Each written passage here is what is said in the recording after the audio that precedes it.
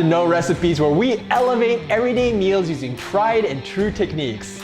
I'm Mark Matsumoto, and today I'm going to be showing you how I make my Lomo Saltado.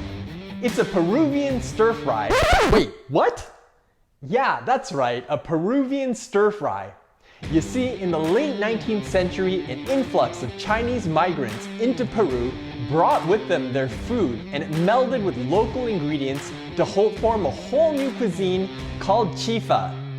This awesome dish is a result of this mind-blowing mashup, and it includes Peruvian ingredients like potatoes, peppers, and Pisco, along with Chinese ingredients like rice and soy sauce. I mean, come on guys, it's got French fries on top. How could it not be awesome? Okay, I'm getting hungry just talking about this, so let's get started. For our beef, we've got some tenderloin, and we're gonna marinate that in soy sauce, Pisco, oyster sauce, red wine vinegar, and black pepper. For the French fries, we've got some potatoes that we're gonna fry up and season with some salt, vinegar, and cilantro. Finally, for the stir fry, we have some vegetable oil, garlic, ginger, red onion, and yellow pepper. You can also use a spicier pepper if you'd like. I've also got a tomato and some cilantro. The first thing we need to do is slice our beef into strips. Tough cuts of beef may have more flavor, but they're not really suitable for stir fries, so use the most tender cut of beef you can afford. For the sauce, add some soy sauce, Pisco, red wine vinegar, oyster sauce, and black pepper to a bowl, and stir it all together to combine. Pisco is a fragrant Peruvian brandy distilled from fermented grapes, and it lends a wonderful flavor to our marinade.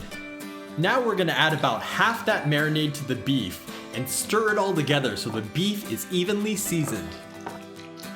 Now you wanna crush the garlic with the side of your knife and the palm of your hand. This not only makes it easier to peel, it's also gonna reduce the amount of chopping you have to do.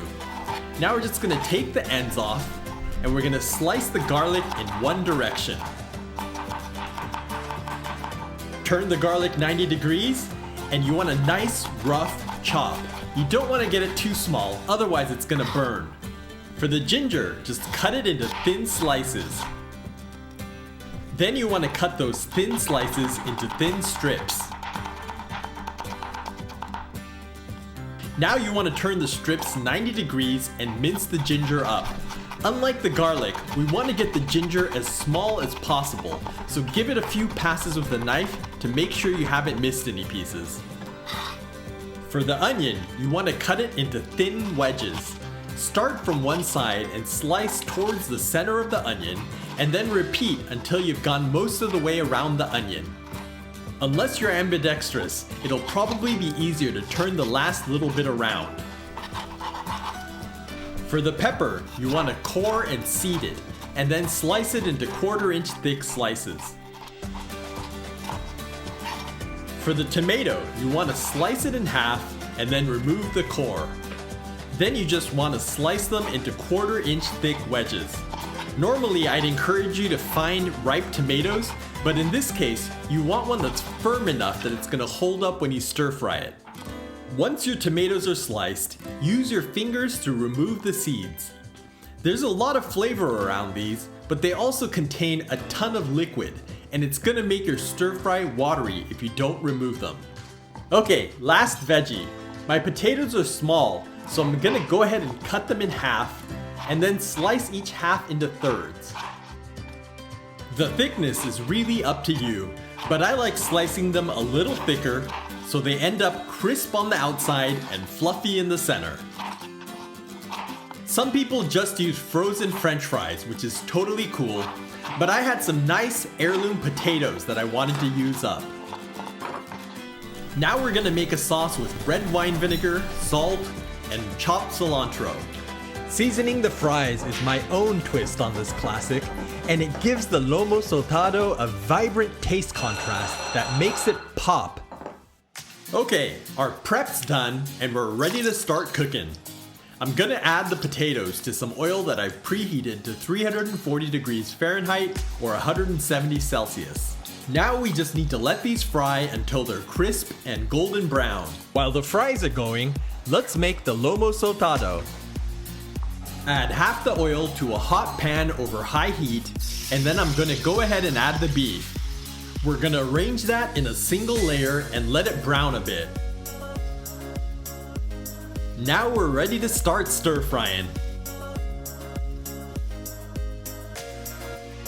When the beef is just barely cooked through, transfer it to a bowl and set it aside. Now I'm adding the rest of the oil along with the garlic and ginger. Then we're gonna go ahead and saute the garlic until it's very fragrant. Next we go in with the red onions and peppers. The traditional pepper to use here is the ají amarillo, which has a nice balance of sweetness and heat. But since we can't get it here, I'm using some yellow bell peppers, and I'll serve this with some hot sauce. You can tell when the onions are cooked because they start turning translucent. But don't let them go too long, otherwise they'll end up limp and mushy. That looks about right. Now I'm gonna return the beef to the pan and add in the tomatoes. And we'll give that a few tosses to mix things up.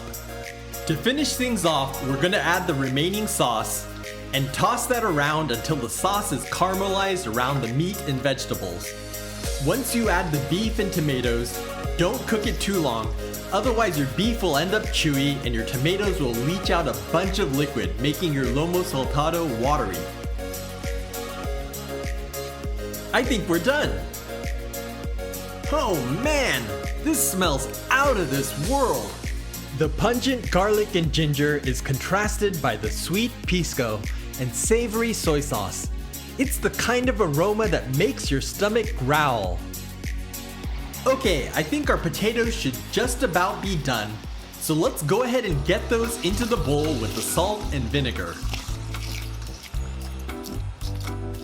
Mix that around, and we're ready to plate this.